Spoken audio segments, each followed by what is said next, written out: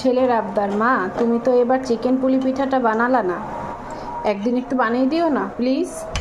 তাহলে ছেলের আবদার পূরণ করতে চলে এলাম আর কি। তো এই তার হচ্ছে চিকেন পুলি পিঠা, এটা তার খুবই পছন্দ। এটা সে প্রথম খেয়েছিল নাজেমসে অনেক আগে, আর তারপর থেকে সবসময় তার রমজান আসলে তাকে এই চিকেন পুলি পিঠা বানিয়ে দিতে হয়। এবার ভাবছিলাম না বানিয়ে দিয়ে হয়তো পারবো, কিন্তু তা পারলাম না।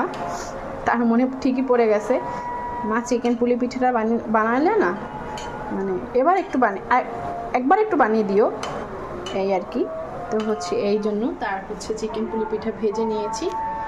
আর সে মাশাল্লাহ সব রোজাই থাকতেছে। সবাই আমার বড় ছেলের জন্য, ছোট ছেলের জন্য দোয়া করবেন। ছোটো জন তো মাশাল্লাহ খুব দুষ্ট, আর বড়জন তো আছে মোটামুটি আল্লাহর রহমতে, আলহামদুলিল্লাহ। সবাই আমার বাচ্চাদের জন্য দোয়া করবেন।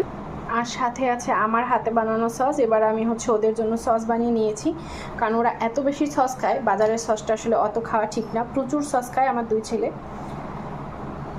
মানে যেদিন বলেছে তার পরের দিনই হচ্ছে ওর জন্য এই পিঠাটা বানাইছি। ও বলতেছে, মা তুমি বানিয়েই ফেলেছো, এই আর কি।